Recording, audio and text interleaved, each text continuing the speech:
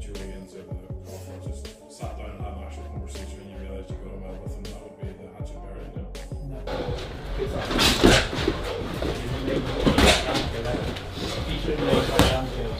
This is awful. I mean, there's just no way to spin it. Eddie Hall is in deep, deep trouble unless he can land a miracle punch. I've been saying it now for months, but I'm starting to see more and more that it is far more unlikely that he lands said punch than does, and... We need to say, I'll give you all the shift. You don't wake up for home. When he boxes Tommy, Eddie Hall. John Fury absolutely tears into Eddie Hall after the sparring knockout footage leaks online, warning that stepping into the ring with Tommy Fury will be a completely different nightmare. Weights, but I'll tell you what he did do. The half-a-ton deadlift was a sensational job, I'll give him that. That's what he's good at. According to John, the footage exposed major weaknesses in Eddie's boxing, and he believes the pressure of a real fight could completely break him down. He mocks Eddie for struggling in sparring and says heavyweight power means nothing if you don't have real boxing skill, timing, or experience under pressure. Small. Tommy's like a pocket rocket, isn't he, compared to him? And I got that body belt on, I'm feeling the power. He can't take that. That's why he wants to do 2-minute rounds, isn't it? He can't do the 3. And I can't blame him. You've got to give Eddie all props because he's not a fighter. He's going to get in with Tommy knowing full well what can happen to him. And the only thing he's going to try and do is... The criticism quickly gets even harsher when Wade Plemons reacts to the footage and calls Eddie Hall's performance abysmal. Sparring footage that I just saw is abysmal. I don't know what Eddie's been training. I don't know who has been training him. I know that he has been training, but my goodness, I don't know who with, what they're supposed to be working on or why. But let me just show you what I mean. Eddie Hall, training footage and sparring footage just dropped. Questions what kind of training Eddie has actually been doing and whether the people around him are preparing him properly for this level. Picking up half a ton meant you was the best fighter of all. Everyone would be a world champion, wouldn't they? If being big and strong meant you could fight, everyone would be a world champion. But in this game, it's not about how much weight you can lift. It's not about how strong you are. There's a ton more things to the fight game. And that's what I'm looking to show Eddie on the night. According to Plemons, the footage exposed serious flaws in Eddie's defense, timing, balance, and ring awareness. He believes Eddie still looks uncomfortable throwing combinations and reacting under pressure, which could become a huge problem against someone with more experience like Tommy Fury. Tommy Fury then fires back himself, shutting down the idea that raw strength automatically creates a dangerous boxer. Even more skeptical that that's possible because he doesn't understand space and distance. He doesn't understand timing and rhythm. He doesn't understand how valuable his right hand is. And it seems like I'm being counterintuitive because all he's throwing is right hands, but he needs to value that thing. It needs to be, like I said, a weapon of mass destruction. You only bring it out at certain points so Tommy doesn't get a read on it, and also so you don't gas yourself. Frank Warren says Eddie... He explains that boxing is built on timing, precision, movement, and fight IQ, not just lifting weights or looking powerful. Tommy makes it clear he plans to expose the gaps in Eddie Hall's game once they finally share the ring. In his eyes, ability to go in there and believe that he can go and mix it with these guys. This is sparring at the end of the day, and but I know for the fact that both guys appreciated each other's work. There are levels to boxing, and he believes Eddie is about to learn that the hard way. Wade Plemons continues the breakdown by pointing out what he sees as Eddie Hall's biggest weakness: distance control. He explains that Eddie throws his right hand too often without setting it up. For various reasons. And they're getting, Tommy's getting life-changing money.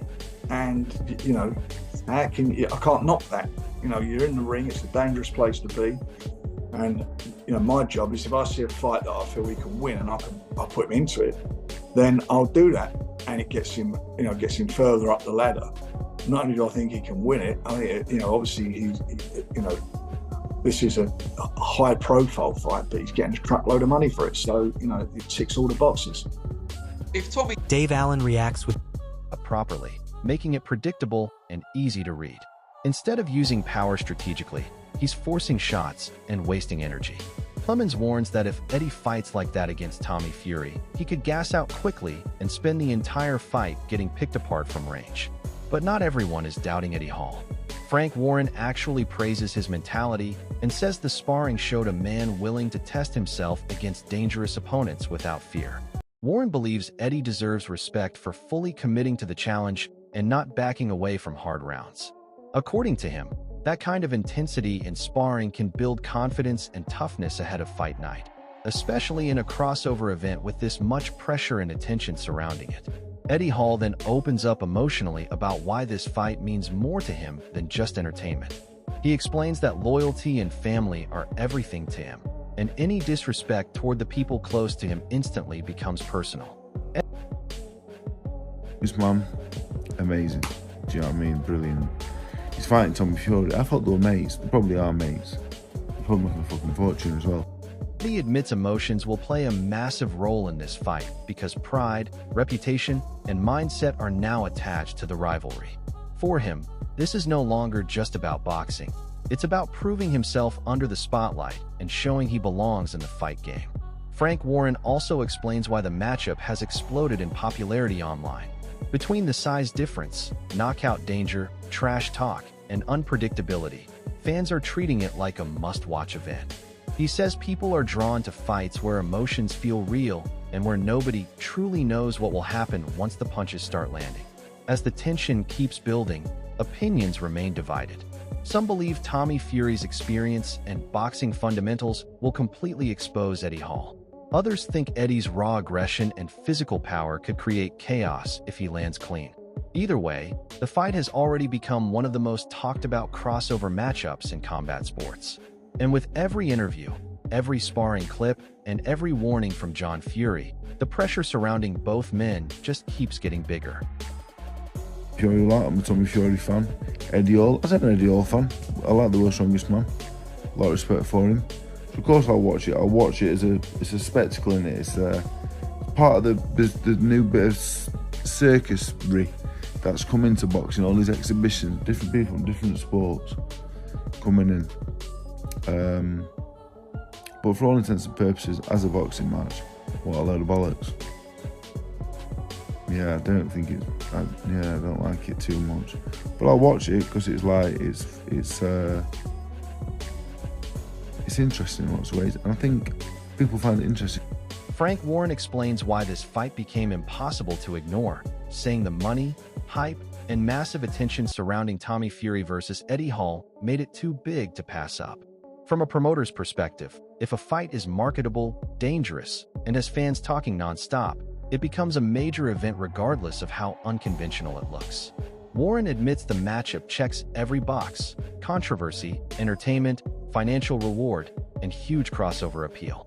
Even though many boxing fans see it as risky and bizarre, he understands exactly why it's generating so much buzz around the sport. When I sparred Eddie, he was 140 kg. I don't know how much he's gonna have to be for Tommy. But Tommy should win, innit? Like, should win. But Eddie Hall, who knows? Who knows? It makes sense for Tommy, innit? It's a good fight. Dave Allen reacts with disbelief and humor, laughing at how surreal it feels watching one of the world's strongest men prepare to fight Tommy Fury in a boxing ring. He jokes that behind all the trash talk, both men might secretly be enjoying the business side of it while making massive money from the event. But underneath the jokes, Allen also recognizes the reality that crossover fights now dominate attention because fans are curious to see chaos, unpredictability, and personalities collide. Allen later admits he will absolutely be watching the fight despite criticizing it from a competitive boxing standpoint. A good fun event, and you take it for what it is. I mean, I wouldn't want to be in it. You know, I wouldn't want to be across the ring from this fella. But notwithstanding, I'm quite happy for Tommy Fury to get a punch in the face. He describes the matchup as more entertainment spectacle than pure sport, saying traditional boxing logic doesn't fully apply here anymore. At the same time, he understands why millions of people are fascinated by it. Even if the skill levels look uneven on paper, the hype, drama, and unpredictability make it impossible for fans to completely ignore. Vidal Riley believes Tommy Fury should win because of his technical experience and years spent training in boxing, but he refuses to completely dismiss Eddie Hall. According to Riley, Eddie's unbelievable size and raw strength automatically make the fight dangerous. He explains that Eddie is far bigger and physically stronger than the opponents Tommy normally faces, which creates uncertainty every time punches are exchanged. Riley believes Tommy has the clear advantage in skill and movement, but one clean shot from Eddie could instantly change the entire fight. Now, I expect Tommy to pretty much do what he wants with him if he can get, Eddie to relax a little bit after the first, second, and maybe third round. Because as big as Eddie is and as athletic as he is, he can't box very much. He's not a great boxer. He swings for the bleachers. He's got great power, obviously, and he's a good athlete.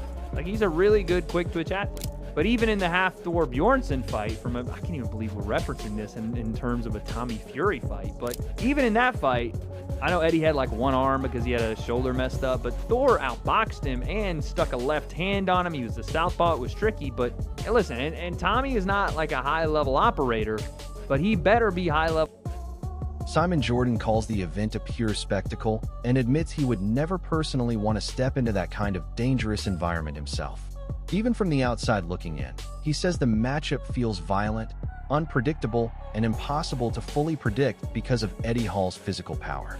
Wade Plemons then breaks down the tactical side of the fight in brutal detail. He explains that Tommy Fury should dominate if he stays calm, controls the distance early, and forces Eddie Hall into mistakes. Tommy is obviously a boxer. Eddie can fight as well, though, to be fair. So, yeah. You've trained with both of them, though. I've trained with both. What's the skills? What's the breakdown for this one? Tommy's been boxing all his life, so you would think that the edge should go to Tommy, but Eddie can actually genuinely fight. So, according to him, Eddie still relies too heavily on wild swings and explosive moments instead of disciplined boxing structure. While Eddie's athleticism and strength are undeniable, Plemons believes boxing fundamentals, timing, defense, and composure heavily favor Tommy Fury over the course of a real fight. Tom Aspinall sees the matchup as a genuine clash of styles. He admits Tommy Fury clearly has the boxing advantage because he has spent his entire life in the sport, but he also warns people not to underestimate Eddie Hall's physical danger. Aspinall explains that heavyweight fights can change instantly with one clean punch, especially when someone as powerful as Eddie is involved. That unpredictability is exactly why the fight has become so interesting to fans. I already knew what was coming because I know Misfits, I know what they like to do. They like to put on big shows and big events, and this is definitely going to be a big event.